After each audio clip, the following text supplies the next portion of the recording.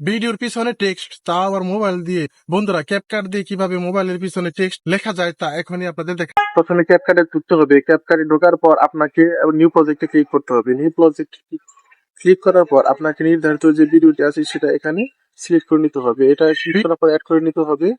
Add করার পর এখানে আপনাকে টেক্সট অ্যাড করতে হবে। টেক্সটে ক্লিক করার পর আপনারা এখান থেকে ইচ্ছা করে টেক্সট দিতে পারবেন। আবার ইচ্ছা করলে আপনারা এখানে যে টেক্সট টেমপ্লেট আছে এখান থেকেও আপনারা টেক্সট এখানে দিতে পারেন। তো আমি এখান থেকে দিচ্ছি সাবস্ক্রাইব নাও। বন্ধুরা, এই টেমপ্লেট নেওয়ার পর এখানে আমাকে কিছু এডিট করতে হবে। এডিট করার জন্য এখানে ডাবল চাপ দিয়ে এখানে আমার কিছু বন্ধুরা, এখানে যে সাবস্ক্রাইব লেখা আছে এখানে আমি সাবস্ক্রাইবই লেখা রাখবো।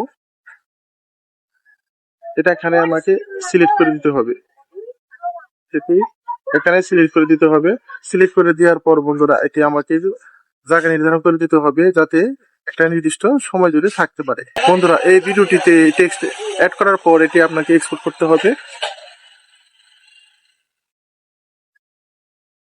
এক্সপোর্ট হয়ে গেলে ডানে ক্লিক করে নিউ প্রজেক্টে ক্লিক করতে হবে। নিউ প্রজেক্টে ক্লিক করে এখন বর্তমানে যে ভিডিওটি আপনি ডাউনলোড দিয়েছেন সেই ভিডিওটি এখানে অ্যাড করে নিতে হবে।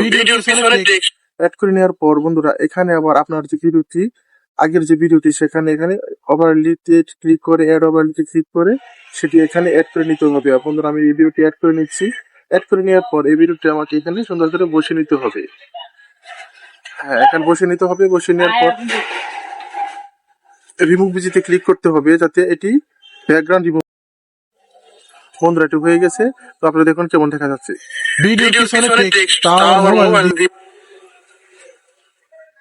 বন্ধুরা, হয়ে গেছে। এটা আমি এখন এক্সপোর্ট দিয়ে দিলাম। এভাবে আপনারা ভিডিও এডিট করতে পারবেন। ধন্যবাদ। আল্লাহ হাফেজ।